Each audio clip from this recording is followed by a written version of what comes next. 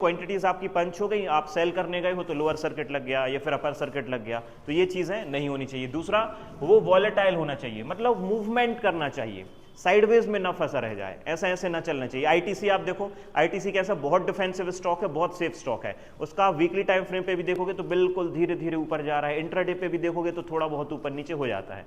अब आप ऐसे स्टॉक्स पे ट्रेड करोगे तो ना आपको टारगेट मिलेगा ना आपको स्टॉप लॉस, आपका ट्रेड बीच के बीच में फंसा रह जाएगा। तो इसलिए आपको ऐसे स्टॉक्स ढूंढने हैं जो कम से कम दिन का 2-5% या 10% ऊपर नीचे मूवमेंट जरूर करें, तब तो जाके आप उस पर कोई ट्रेड अपॉर्चुनिटी ढूंढोगे, राइट? नहीं तो साइडवेज में ट्रेड निकल जाएगा। Then have a systematic strategy और सेटअप।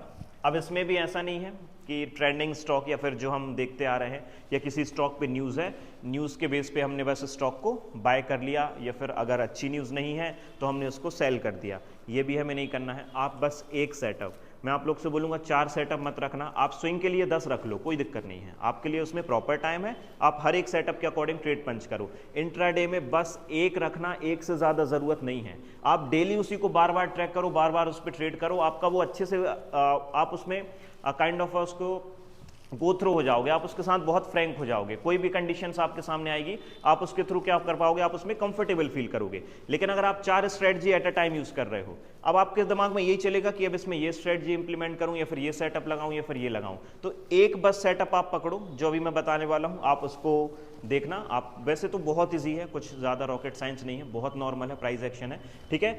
एक सेटअप पकड़ लो, उसके बेस पे आपने एक ट्रेड किया दिन का, खत्म, दोबारा ट्रेड लेना ही नहीं है। सर भी बढ़िया, एक ट्रेड, अभी कितने ट्रेड ले रहे हैं सर?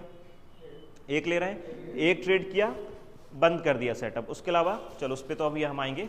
सिस्टमेटिक स्ट्रेटजी या सेटअप, या फिर आप ऑलरेडी जैसे कर रहे हो, आपके पास अगर ऑलरेडी विन रेशियो अच्छा है आपकी स्ट्रेटजी का, आप उसी के साथ जाओ। जरूरी नहीं है कि कोई पर्टिकुलर पर्सन है वो आपसे ज्यादा प्रॉफिट कर रहा है तो आपने उसकी स्ट्रेटजी कॉपी कर ली, जरूरी नहीं है वो आपको भी सूट कर जाए, ठीक है। तो आपके अकॉर्डिंग आपको क्या कंफर्टेबल लगता है, स्विंग ट्रेडिंग में भी आपको 200 EMA स्ट्रेटजी कंफर्टेबल लग रही है, आप उसके साथ जाओ। आपको सेक्टर एनालिसिस थोड़ा सा वास्ट लग रहा है, कोई बात नहीं, छोड़ दो उसको, जरूरी थोड़ी है। आपको जो कंफर्टेबल लगे, आप जिसके बेस पे खुद से ट्रेड ले पाओ, ये डिपेंड नहीं कि बस मैं दूसरे का हमेशा देखते ही रहूंगा कि मैं तो ट्रेड ले रहा हूं लेकिन कॉन्फिडेंस नहीं आएगा। इसलिए एक सेटअप पकड़ना, एक स्ट्रेटजी पकड़ना उतना इनफ रहेगा। Then have a proper risk management plan. अब इसमें ये बहुत ज़्यादा ज़रूरी है। देखो इसमें ऐसा क्यों ज़रूरी है, बिकॉज हमें तुरंत क्या करना है, एक्शन लेना है। मुझे अभी के अभी पता करना है, अगर मैं अभी ट्रेड लेने जा रहा हूँ या फिर कोई भी सेटअप बाय कर रहा हूँ, स्टॉक सेल कर रहा हूँ, तो मुझे उसका रिस्क मैनेजमेंट तुरंत करना है, विद इन द सेकेंड्स। क्योंकि अगर मैं बिल्कुल प्रॉपर अब पेन पेपर लेके बैठूंगा और सब चीज़ करूंगा, जब तक हो सकता है स्टॉक निकल जाए या तो ट्रेड ही पलट जाए। तो हमें क्या करना है, एक ऐसा सिस्टमेटिक रिस्क मैनेजमेंट प्लान, अभी मैं आऊँगा इन सब चीज़ों पे वन बाय वन। हमें तुरंत कैलकुलेशन कर लेनी है कि इतना मेरा लॉस हो सकता है, ये मेरी क्वांटिटीज़ हैं, और ट्रेड तुरंत एग्जीक्यूट कर देना है, ठीक है। और देखो जब आप एक ही स्ट्रेटजी पे और एक ही रिस्क मैनेजमेंट प्लान पे आप डेली प्रैक्टिस करोगे, डेली ट्रेड करोगे, तो वो ऑटोमेटिकली हैबिट में आ जाएगा।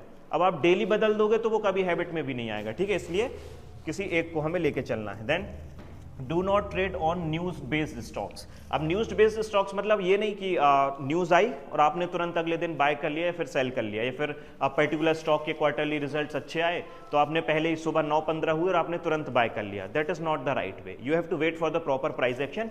क्योंकि देखो मोमेंटम ज्यादातर हमें न्यूज वाले स्टॉक्स पर ही मिलेगा, लेकिन एक बार उनको अपना जो भी मोमेंटम है स्टार्टिंग मिनट्स में हो गया, उसके बाद उस पर कुछ प्राइस एक्शन फॉलो होने दो, नॉर्मल टेक्निकल एनालिसिस का यूज करके फिर हम उस पर ट्रेड करेंगे।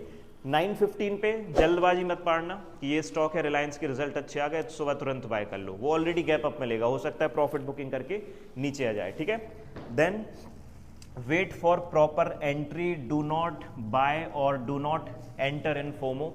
कई बार ये होता है कि सेटअप सामने चल रहा होता है, ठीक है, और बहुत जल्दी रहती है हमें कई बार कि ट्रेड निकल ना जाए, भाग ना जाए, और तुरंत ऑर्डर एग्जीक्यूट हो जाता है और पता चलता है वो ऑर्डर एग्जीक्यूट हुआ ही नहीं था, बस हमने जल्दबाजी में ट्रेड लिया और स्टॉक वापस से नीचे आ गया। तो ये फोमो में मत रहना कि फियर ऑफ मिसिंग आउट, कि कहीं ये ट्रेड निकल ना जाए, मैं तो मेरे हाथ से छूट जाएगा, मैं ज़्यादा प्रॉफिट कर लूँगा, थोड़ा पहले बाय कर लेता हूँ, बिल्कुल नहीं।